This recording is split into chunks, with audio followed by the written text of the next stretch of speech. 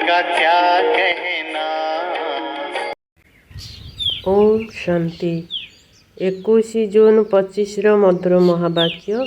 मिठे बाबा कहे, मिठे बच्चे, वर्तमान तुम मानकर स्मृति रे आसीछि जे आमे 84 जन्मर चक्र शेष करुछु।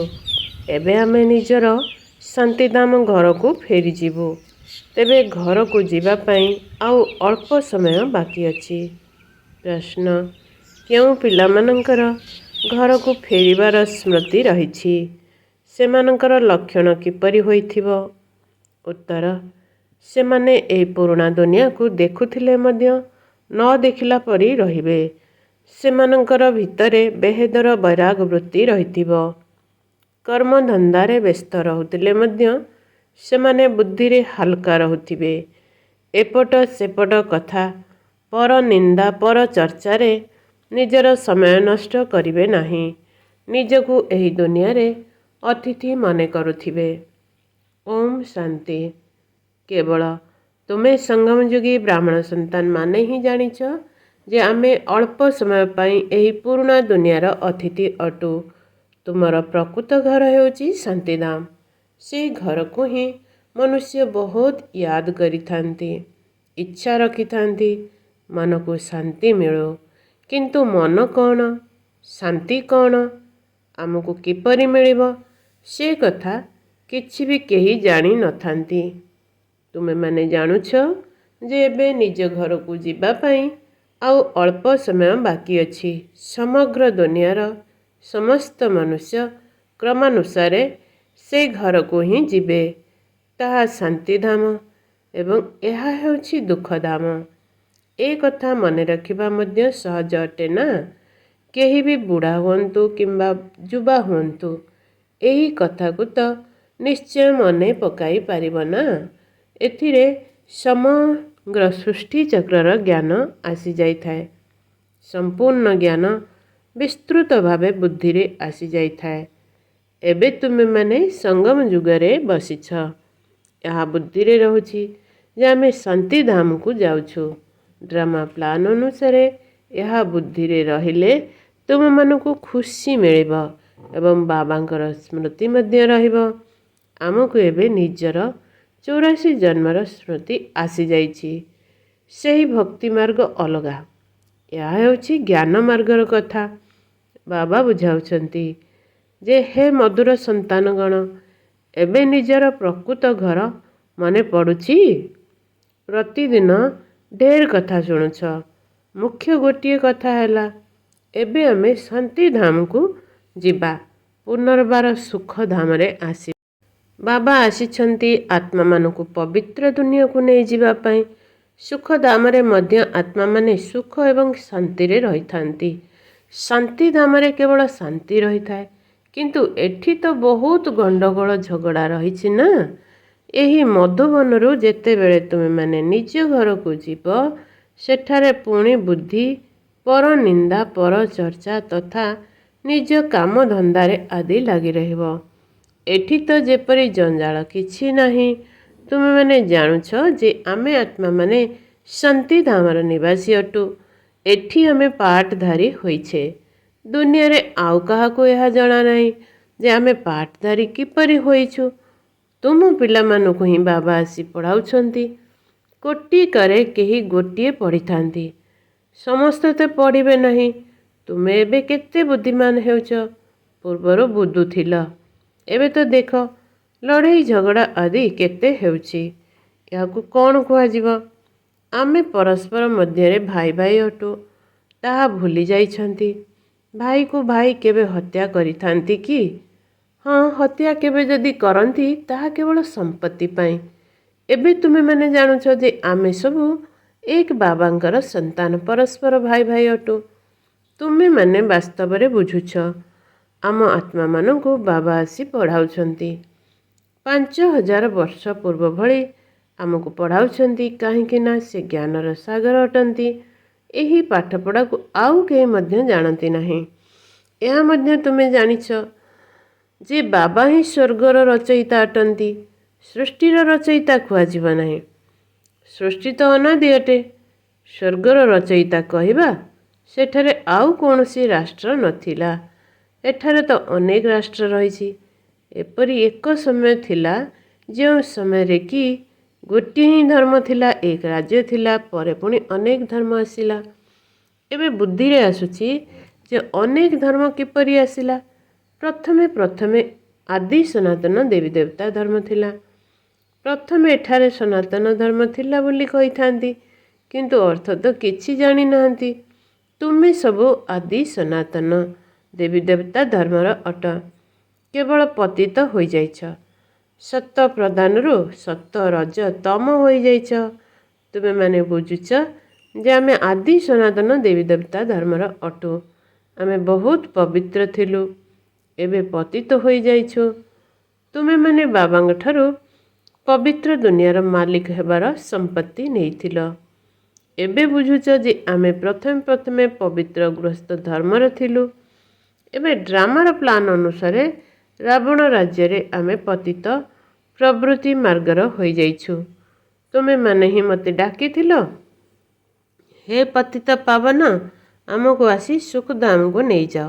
ଏସବୁ ଯେପରି କାଲିର କଥା। କାଲି ତୁମେ ପବିତ୍ର ଥିଲ, ଆଜି ଅପବିତ୍ର ହୋଇଯାଇଥିବାରୁ ଡାକୁଛ। ଆତ୍ମା ପତିତ ହୋଇଯାଇଛି।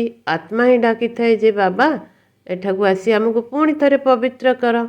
ବାବା କହୁଛନ୍ତି ଯେ ବର୍ତ୍ତମାନ ଏଇ ଅନ୍ତିମ ଜନ୍ମ ପବିତ୍ର ହୁଅ, ପୁଣି ତୁମେ 21 ଜନ୍ମ ପାଇଁ ବହୁତ ସୁଖୀ ହୋଇଯିବ। ବାବା ତ ବହୁତ ଭଲ କଥା ଶୁଣାଉଛନ୍ତି, ଖରାପ ଜିନିଷ ତ୍ୟାଗ କରାଇଥାନ୍ତି।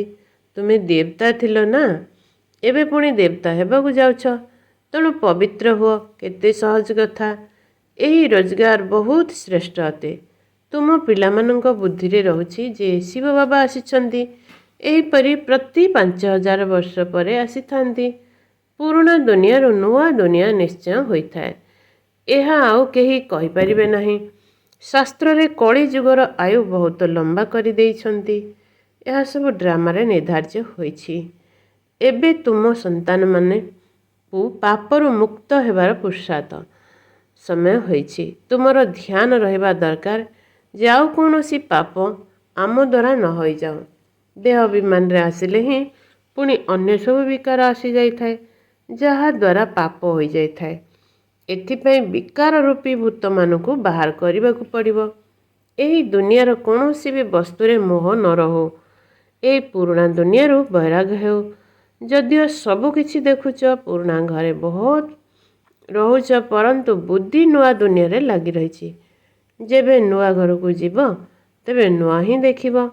ଯେପର୍ଯ୍ୟନ୍ତ ଏହି ପୁରୁଣା ଘର ସମାପ୍ତ ନ ହୋଇଛି, ସେ ପର୍ଯ୍ୟନ୍ତ ଆଖିରେ ପୁରୁଣା ଦୁନିଆକୁ ଦେଖୁଥିଲେ ମଧ୍ୟ ନୂଆ ଦୁନିଆକୁ ମନେ ପକାଇବାକୁ ହେବ। କୌଣସି ବି ଏପରି କାମ କର ନାହିଁ ଯାହାଦ୍ୱାରା ପୁଣି ପଶ୍ଚାତାପ କରିବାକୁ ପଡ଼ିବ। ଆଜି ଅମୁକକୁ ଦୁଃଖ ଦେଲି, ଏଇ ପାପ କଲି। ବାବାଙ୍କୁ ପଚାରି ପାରିବ ଯେ ବାବା, ଏହା ପାପ ଅଟେ? କ'ଣ ପାଇଁ ଅଣନିଶ୍ୱାସୀ ହେବା? ନିଜର ଦ୍ୱନ୍ଦ୍ୱ ବିଷୟରେ ପଚାରିବ ନାହିଁ ତ ଆଉ ଅଣନିଶ୍ୱାସୀ ହେଉଥିବ। ବାବାଙ୍କୁ ପଚାରିବ ତ ବାବା ଜଲ୍ଦି ହାଲକା କରିଦେବେ। ତୁମେମାନେ ବହୁତ ବିକର୍ମ ବୋଝରେ ଭାରି ହୋଇଯାଇଛ। ପାପର ବୋଝ ବହୁତ ଭାରି ଅଟେ। 21 ଜନ୍ମ ପୁଣି ପାପ ମୁକ୍ତ ହୋଇ ହାଲକା ହୋଇଯିବ। ଜନ୍ମ ଜନ୍ମାନ୍ତର ପାପର ବୋଝ ମୁଣ୍ଡ ଉପରେ ରହିଛି। ଯେତେ ଯେତେ ୟାଦରେ ରହିବ, ସେତିକି ହାଲକା ହୋଇ ଚାଲିବ। ଖାଦ ବାହାରି ଚାଲିବ ଏବଂ ଖୁସି ରହିବ। ସତ୍ୟ ଯୁଗରେ ତୁମେ ବହୁତ ଖୁସିରେ ଥିଲ, ପୁଣି ଖୁସି କମ୍ ହୋଇ ହୋଇ ତୁମର ସମ୍ପୂର୍ଣ୍ଣ ଖୁସି ହଜିଗଲା।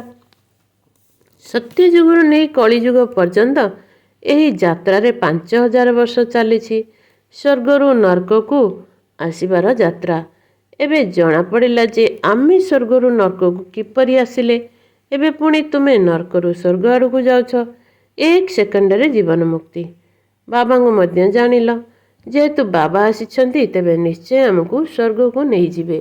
ପିଲାଟିଏ ଜନ୍ମ ହେଲା, ଅର୍ଥାତ୍ ପିତାଙ୍କ ସମ୍ପତ୍ତିର ମାଲିକ ହୋଇଗଲା। ବାବାଙ୍କର ହୋଇଛୁ, ତେଣୁ ନଶା ଚଢ଼ିବା ଦରକାର ନା। ନଶା ଖସିବ କ'ଣ ଉଚିତ କି? ତୁମେମାନେ ତ ବଡ଼ ହୋଇଗଲଣି, ବେହେଦ ବାବାଙ୍କ ସନ୍ତାନ ହୋଇଛ, ତେଣୁ ବେହେଦର ରାଜଧାନୀ ଉପରେ ତୁମମାନଙ୍କର ହକ୍ ଅଧିକାର ରହିଛି। ସେଥିପାଇଁ ଗାଁରେ ମଧ୍ୟ ରହିଛି। ଅତୀନ୍ଦ୍ରିୟ ସୁଖ ବିଷୟରେ ଜାଣିବାର ଅଛି ତ ଗୋପୀ ବଲ୍ଲଭଙ୍କ ଗୋପୀମାନଙ୍କୁ ପଚାରି ବୁଝ। ବଲ୍ଲଭ ବାବା ଅଟନ୍ତି ନା, ତାଙ୍କୁ ପଚାର। କ୍ରମାନୁଯାୟୀ ପୁରୁଷାର୍ଥ ଅନୁସାରେ ହିଁ ଖୁସିର ପାରଦ ଉପରକୁ ଚଢ଼ିବ। କେହି ତ ଜଲ୍ଦି ନିଜ ଭଳି ଅନ୍ୟମାନଙ୍କୁ ତିଆରି କରିଦେଇଥାନ୍ତି। ପିଲାମାନଙ୍କର କାମ ହିଁ ଏହା ଅଟେ ଯେ ସବୁକିଛି ଭୁଲେଇ ନିଜର ରାଜଧାନୀକୁ ଅନ୍ୟମାନଙ୍କୁ ମନେ ପକାଇ ଦେବା। ତୁମେମାନେ ତ ସ୍ୱର୍ଗର ମାଲିକ ଥିଲ। ଏବେ ଏହା କଳିଯୁଗୀ ପୁରୁଣା ଦୁନିଆ ଅଟେ, ପୁଣି ନୂଆ ଦୁନିଆ ହେବ। ଏବେ ତୁମ ପିଲାମାନଙ୍କ ବୁଦ୍ଧିରେ ଅଛି ଯେ ପ୍ରତି 5000 ବର୍ଷ ପରେ ବାବା ଭାରତକୁ ଆସିଥାନ୍ତି। ତେଣୁ ତାଙ୍କର ଜୟନ୍ତୀ ଭାରତରେ ପାଳନ କରୁଛନ୍ତି। ତୁମେମାନେ ଜାଣୁଛ ଯେ ବାବା ଆସି ଆମକୁ ରାଜଧାନୀ ଦେଇ ଯାଇଥାନ୍ତି। ତେଣୁ ସେଠାରେ ତାଙ୍କୁ ୟାଦ କରିବାର ଆବଶ୍ୟକତା ହିଁ ରହିନଥାଏ। ପୁଣି ଯେବେ ଭକ୍ତି ଆରମ୍ଭ ହୋଇଥାଏ ସେତେବେଳେ ସ୍ମରଣ କରିଥାନ୍ତି। ଆତ୍ମା ହିଁ ଖୁସିର ଖୁରାକ ଖାଇଛି। ତେଣୁ ପୁନର୍ବାର ୟାଦ କରୁଛି ଯେ ବାବା ପୁଣି ଆସି ଆମକୁ ଶାନ୍ତିଧାମ ସୁଖଧାମକୁ ନେଇଯାଅ। ଏବେ ତୁମେ ପିଲାମାନେ ବୁଝୁଛ ଯେ ସେ ଆମର ପିତା ଅଟନ୍ତି, ଟିଚର ମଧ୍ୟ ଅଟନ୍ତି, ଗୁରୁ ମଧ୍ୟ ଅଟନ୍ତି। ସୃଷ୍ଟିର ଆଦି ମଧ୍ୟ ଅନ୍ତର ଚକ୍ର 84 ଜନ୍ମର ଜ୍ଞାନ ତୁମମାନଙ୍କ ବୁଦ୍ଧିରେ ରହିଛି। ଅନେକ ଥର 84 ଜନ୍ମ ନେଇଛ ଏବଂ ନେଉଥିବ। ଏହାର ଅନ୍ତ କେବେ ହୋଇନଥାଏ। ତୁମ ବୁଦ୍ଧିରେ ହିଁ ଏହି ଚକ୍ରର ସ୍ମୃତି ରହିଛି। ସୁଦର୍ଶନ ଚକ୍ର ଘଡ଼ି ଘଡ଼ି ୟାଦ ଆସିବା ଦରକାର। ଏହା ହିଁ ମନ୍ମନାଭବ ଅଟେ। ଯେତେ ବାବାଙ୍କୁ ୟାଦ କରିବ ସେତେ ପାପ ଭସ୍ମ ହେବ। ତୁମେମାନେ ଯେବେ କର୍ମାତୀତ ଅବସ୍ଥାର ନିକଟରେ ପହଞ୍ଚିଯିବ ସେତେବେଳେ ତୁମ ଦ୍ୱାରା କୌଣସି ବିକର୍ମ ହେବ ନାହିଁ। ଏବେ କିଛି କିଛି ବିକର୍ମ ହୋଇଯାଉଛି। ସମ୍ପୂର୍ଣ୍ଣ କର୍ମାତୀତ ଅବସ୍ଥା ତ ଏବେ ହୋଇନାହିଁ। ଏହି ବ୍ରହ୍ମା ବାବା ମଧ୍ୟ ତୁମ ସାଥିରେ ଛାତ୍ର ଅଟନ୍ତି। ଶିକ୍ଷକ ଶିବ ବାବା ଅଟନ୍ତି। ଯଦିଓ ବ୍ରହ୍ମାଙ୍କ ଭିତରେ ପ୍ରବେଶ କରିଥାନ୍ତି କିନ୍ତୁ ଇଏ ମଧ୍ୟ ଛାତ୍ର ଅଟନ୍ତି। ଏହା ହେଉଛି ନୂଆ ନୂଆ କଥା। ଏବେ କେବଳ ତୁମେ ବାବାଙ୍କୁ ଏବଂ ସୃଷ୍ଟି ଚକ୍ରକୁ ୟାଦ କର। ତାହା ହେଉଛି ଭକ୍ତି ମାର୍ଗ, ଏହା ହେଉଛି ଜ୍ଞାନ ମାର୍ଗ। ରାତି ଦିନର ଫରକ ରହିଛି। ସେଠାରେ କେତେ ଝାଞ୍ଜ ଘଣ୍ଟା ଆଦି ବଜାଇଥାନ୍ତି। ଏଠାରେ କେବଳ ୟାଦରେ ରହିବାର କଥା। ଆତ୍ମା ତ ଅମର, ଅକାଳ ସିଂହାସନ ମଧ୍ୟ ରହିଛି। ଏପରି ନୁହେଁ ଯେ ଅକାଳ ମୂରତ କେବଳ ବାବା ହିଁ ଅଟନ୍ତି। ତୁମେମାନେ ମଧ୍ୟ ଅକାଳ ମୂରତ ଅଟ।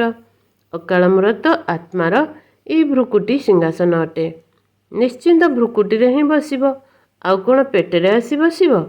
ଏବେ ତୁମେମାନେ ଜାଣୁଛ ଯେ ଆମେ ଅକାଳ ମୂରତ ଆତ୍ମାର ସିଂହାସନ କେଉଁଠି ଅଛି। ଏହି ଭ୍ରୁକୁଟିର ମଧ୍ୟଭାଗରେ ଆତ୍ମାର ସିଂହାସନ ରହିଛି। ପଞ୍ଜାବର ଅମୃତସରରେ ମଧ୍ୟ ଅକାଳ ତଖତ ଅଛି ନା, କିନ୍ତୁ ତାର ଅର୍ଥ କିଛି ବି ବୁଝି ନାହାନ୍ତି। ତାର ମହିମା ମଧ୍ୟ ଗାୟନ କରିଥାନ୍ତି ଯେ ଅକାଳ ମୂରତ। ସେମାନଙ୍କର ଅକାଳ ତଖତ ବିଷୟରେ କାହାକୁ ବି ଜଣା ନାହିଁ। ଏବେ ତୁମମାନଙ୍କୁ ଜଣାପଡ଼ିଲା ଯେ ପ୍ରକୃତ ସିଂହାସନ ତ ଏହି ଭ୍ରୁକୁଟି ଅଟେ, ଯାହା ଉପରେ ବସି ବାବା ଶୁଣାଉଛନ୍ତି। ତେଣୁ ଆତ୍ମା ଅବିନାଶୀ ଅଟେ, ଶରୀର ବିନାଶୀ ଅଟେ। ଆତ୍ମାର ଏହା ଅକାଳ ସିଂହାସନ ଅଟେ। ଏହି ଅକାଳ ତଖତ ସର୍ବଦା ରହିଥାଏ। ଏହା ତୁମେମାନେ ହିଁ ବୁଝୁଛ। ସେମାନେ ପୁଣି କାଠର ସିଂହାସନ ତିଆରି କରି ଏପରି ନାମ ରଖିଦେଇଛନ୍ତି। ବାସ୍ତବରେ ଅକାଳ ଆତ୍ମା ତ ଭ୍ରୁକୁଟିରେ ହିଁ ବସିଛି। ତୁମ ପିଲାମାନଙ୍କ ବୁଦ୍ଧିରେ ଏହିସବୁ କଥାର ଅର୍ଥ ରହିଛି। ଏକ ଓମକାର, ଏହାର ଅର୍ଥ ତୁମେମାନେ ବୁଝୁଛ। ମନୁଷ୍ୟ ମନ୍ଦିରରେ ଯାଇ କହିଥାନ୍ତି ଅଚ୍ୟୁତମ କେଶବମ୍, ଅର୍ଥ କିଛି ନାହିଁ। ଏହିପରି ହିଁ ସ୍ତୁତି କରିଥାନ୍ତି ଅଚ୍ୟୁତମ କେଶବମ୍ ରାମ ନାରାୟଣମ୍। ଏବେ ରାମ କେଉଁଠି, ନାରାୟଣ କେଉଁଠି? ବାବା କହୁଛନ୍ତି ଯେ ତାହା ସବୁ ଭକ୍ତି ମାର୍ଗ ଅଟେ। ଜ୍ଞାନ ତ ବହୁତ ସାଧାରଣ। ଅନ୍ୟ କୌଣସି କଥା ପଚାରିବା ପୂର୍ବରୁ ବାବା ଏବଂ ବର୍ଷାକୁ ମନେ ପକାଇବାକୁ ହେବ। ସେହି ମେହନତ କାହା ଦ୍ୱାରା ହେଉନାହିଁ। ଭୁଲି ଯାଉଛନ୍ତି ଗୋଟିଏ ନାଟକ ମଧ୍ୟ ରହିଛି। ମାୟା ଏପରି କରୁଛି, ଭଗବାନ ଏପରି କରୁଛନ୍ତି। ତୁମେ ବାବାଙ୍କୁ ୟାଦ କରୁଛ, ମାୟା ତୁମକୁ ଆହୁରି ତୋଫାନ ମଧ୍ୟକୁ ନେଇଯାଉଛି। ମାୟାର ଅଜ୍ଞ ବଳବାନ ସହିତ ବଳବାନ ହୋଇ ଲଢ଼। ତୁମେମାନେ ସବୁ ଯୁଦ୍ଧର ଭୂମିରେ ଅଛ। ଜାଣୁଛ ଯେ ଏମାନଙ୍କ ମଧ୍ୟରେ କେଉଁ କେଉଁ ପ୍ରକାରର ଯୋଦ୍ଧା ଅଛନ୍ତି। କେହି ତ ଅତି ଦୁର୍ବଳ ଅଟନ୍ତି, କେହି ମଧ୍ୟ ଦୁର୍ବଳ, କେହି ତ ପୁଣି ତୀକ୍ଷ୍ଣ ଅଟନ୍ତି। କିନ୍ତୁ ସମସ୍ତେ ମାୟା ସହିତ ଯୁଦ୍ଧ କରିଥାନ୍ତି। ଗୁପ୍ତ ହିଁ ଗୁପ୍ତ, ଅଣ୍ଡରଗ୍ରାଉଣ୍ଡ ଯୁଦ୍ଧ। ଦୁନିଆରେ ମଧ୍ୟ ଭୂମି ତଳେ ବମ୍ର ପରୀକ୍ଷା କରିଥାନ୍ତି। ଏହା ତୁମେ ପିଲାମାନେ ଜାଣୁଛ ଯେ ନିଜର ମୃତ୍ୟୁ ପାଇଁ ସବୁ କିଛି କରୁଛନ୍ତି। ତୁମେମାନେ ବିଲକୁଲ ଶାନ୍ତିରେ ବସିଛ। ସେମାନଙ୍କର ଅଟେ ବିଜ୍ଞାନର ବଳ। ପ୍ରାକୃତିକ ବିପର୍ଯ୍ୟୟ ମଧ୍ୟ ବହୁତ ରହିଛି, ସେଥିରେ ତ କାହାର ଶକ୍ତି କାମ କରିବ ନାହିଁ। ଏବେ କୃତ୍ରିମ ବର୍ଷା ପାଇଁ ମଧ୍ୟ ଚେଷ୍ଟା କରୁଛନ୍ତି। କୃତ୍ରିମ ବର୍ଷା ହେବ ତ ପୁଣି ଶସ୍ୟ ଅଧିକ ହେବ। ତୁମେ ସନ୍ତାନମାନେ ତ ଜାଣୁଛ ଯେ କେତେ ବି ବର୍ଷା ହେଉ ନିଶ୍ଚିନ୍ତ ରୂପେ ପୁଣି ବି ପ୍ରାକୃତିକ ବିପର୍ଯ୍ୟୟ ହେବ। ମୂଷଳ ଧାରାରେ ବର୍ଷା ହେବ, ପୁଣି କ'ଣ କରିପାରିବେ? ଏହାକୁ କୁହାଯାଇଛି ପ୍ରାକୃତିକ ଦୁର୍ବିପାକ।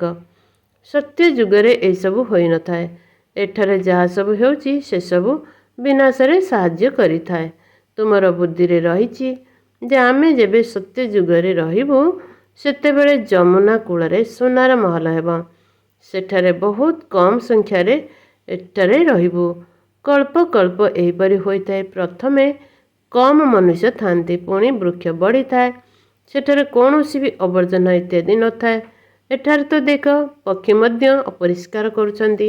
ସେଠାରେ ଅପରିଷ୍କାର କିଛି କଥା ନାହିଁ, ତେଣୁ ତାକୁ କୁହାଯାଉଛି ସ୍ୱର୍ଗ। ଏବେ ତୁମେମାନେ ବୁଝୁଛ ଯେ ଆମେ ଏବେ ଦେବତା ହେଉଛୁ, ତେଣୁ ଅନ୍ତରେ କେତେ ଖୁସି ରହିବା ଦରକାର। ମାୟାରୂପୀ ଜିନ୍ ଠାରୁ ରକ୍ଷା ପାଇବା ପାଇଁ ହେଲେ ବାବା କହୁଛନ୍ତି ତୁମେ ପିଲାମାନେ ଏହି ରୁହାନୀ ଧନ୍ଦାରେ ଲାଗିଯାଅ। ମନମନା ଭାବ, ବାସ୍ ଏଇଥିରେ ହିଁ ଜିନ୍ ଭଳି ନିରନ୍ତର ଲାଗି ରୁହ। ଜିନ୍ର ଉଦାହରଣ ଦେଇଥାନ୍ତି ନା, କହିଲା ମୋତେ କାମ ଦିଅ, କାମ ଦିଅ। ତେଣୁ ବାବା ମଧ୍ୟ କାମ ଦେଉଛନ୍ତି, ନଚେତ୍ ମାୟା ଖାଇଯିବ। ବାବାଙ୍କର ପୂର୍ଣ୍ଣ ରୂପେ ସହଯୋଗୀ ହୁଅ। ଏକୁଟିଆ ବାବା ତ ସବୁ କରିବେ ନାହିଁ। ବାବା ତ ରାଜତ୍ୱ ମଧ୍ୟ କରିବେ ନାହିଁ। ତୁମେମାନେ ସେବା କରୁଛ, ରାଜ୍ୟପଦ ମଧ୍ୟ ତୁମମାନଙ୍କ ପାଇଁ ଅଟେ। ବାବା କହୁଛନ୍ତି ମୁଁ ମଧ୍ୟ ମଗଧ ଦେଶରେ ଆସୁଛି। ମାୟା ମଧ୍ୟ ମଗର ମାଛ ଏବଂ କୁମ୍ଭୀର ଅଟେ। କେତେ ମହାରଥୀଙ୍କୁ ଗିଳି ଖାଇଯାଉଛି। ଏମାନେ ସବୁ ହେଲେ ଶତ୍ରୁ, ଯେପରି ବେଙ୍ଗର ଶତ୍ରୁ ସାପ ଅଟେ ନା। ତୁମମାନଙ୍କୁ ଜଣାଅଛି ସେହିପରି ତୁମମାନଙ୍କର ଶତ୍ରୁ ହେଲା ମାୟା। ଆଚ୍ଛା, ମିଠେ ମିଠେ ଶିଖିଲ ଦେ ସନ୍ତାନମାନଙ୍କ ପ୍ରତି ମାତା ପିତା ବାପ ଦାଦାଙ୍କର ମଧୁର ସ୍ନେହ ସମ୍ପନ୍ନ ଶୁଭେଚ୍ଛା ଏବଂ ସୁପ୍ରଭାତ। ଆତ୍ମିକ ପିତାଙ୍କର ଆତ୍ମିକ ସନ୍ତାନମାନଙ୍କୁ ନମସ୍ତେ। ଆତ୍ମିକ ସନ୍ତାନମାନଙ୍କର ଆତ୍ମିକ ମାତା ପିତାଙ୍କୁ ନମସ୍ତେ ନମସ୍ତେ ନମସ୍ତେ। ଧାରଣା ପାଇଁ ମୁଖ୍ୟ ସାର। 1. ନିଜକୁ ପାପରୁ ମୁକ୍ତ କରିବାର ପୁରୁଷାର୍ଥ କରିବାକୁ ହେବ। ଦେହ ଅଭିମାନରେ କେବେ ବି ଆସିବାର ନାହିଁ। ଏହି ଦୁନିଆରେ କୌଣସି ବସ୍ତୁରେ ମୋହ ରଖିବାର ନାହିଁ। 2. ମାୟାରୂପୀ ଜିନ୍ ଅର୍ଥାତ୍ ଭୂତଠାରୁ ରକ୍ଷା ପାଇବା ପାଇଁ ବୁଦ୍ଧିକୁ ଆତ୍ମିକ ସେବାରେ ବ୍ୟସ୍ତ ରଖିବାକୁ ହେବ। ବାବାଙ୍କର ସମ୍ପୂର୍ଣ୍ଣ ରୂପେ ସହଯୋଗୀ ହେବାକୁ ପଡ଼ିବ। ବର୍ତ୍ତମାନ ସର୍ବ ସମ୍ପତ୍ତିକୁ ଯଥା ସମୟରେ କାର୍ଯ୍ୟରେ ଲଗାଇ ନିରନ୍ତର ଖୁସିର ଅନୁଭବ କରୁଥିବା ସୌଭାଗ୍ୟଶାଳୀ ଆତ୍ମା ଭବ। ବାପ ଦାଦାଙ୍କ ଦ୍ୱାରା ବ୍ରାହ୍ମଣ ଜନ୍ମ ପ୍ରାପ୍ତ ହେବା ପରଠାରୁ ସାରା ଦିନ ପାଇଁ ଅନେକ ଗୁଡ଼ିଏ ଶ୍ରେଷ୍ଠ ଖୁସି ରୂପକ ସମ୍ପତ୍ତି ପ୍ରାପ୍ତ ହୋଇଥାଏ। ସେଥିପାଇଁ ତୁମମାନଙ୍କର ନାମକୁ ଜପି କରି ଏବେ ପର୍ଯ୍ୟନ୍ତ ମଧ୍ୟ ଅନେକ ଭକ୍ତ ଅଳ୍ପ କାଳର ଖୁସିର ଅନୁଭବ କରୁଛନ୍ତି। ତୁମର ଚଳଚ୍ଚିତ୍ରକୁ ଦେଖି ଦେଖି ଖୁସିରେ ନାଚୁଛନ୍ତି। ତେଣୁ ତୁମେମାନେ ଏଇଭଳି ସୌଭାଗ୍ୟଶାଳୀ ଅଟ। ତୁମକୁ ସମ୍ପତ୍ତି ତ ଅନେକ ମିଳିଛି, କେବଳ ସେଗୁଡ଼ିକୁ ଯଥା ସମୟରେ କାର୍ଯ୍ୟରେ ଲଗାଅ ଏବଂ ଚାବିକୁ ସର୍ବଦା ସମ୍ମୁଖରେ ରଖ, ଅର୍ଥାତ୍ ସର୍ବଦା ସ୍ମୃତିରେ ରଖ ଏବଂ ସ୍ମୃତି ସ୍ୱରୂପରେ ଆଣ। ତାହେଲେ ନିରନ୍ତର ଖୁସିର ଅନୁଭବ ହେବାକୁ ଲାଗିବ। ସ୍ଲୋଗାନ: ବାବାଙ୍କର ଶ୍ରେଷ୍ଠ ଆଶାଗୁଡ଼ିକର ପ୍ରଦୀପ ପ୍ରଜ୍ୱଳନ କରୁଥିବା ଆତ୍ମାମାନେ ହିଁ କୁଳର ଦୀପକ ଅଟନ୍ତି। ଓମ୍ ଶାନ୍ତି।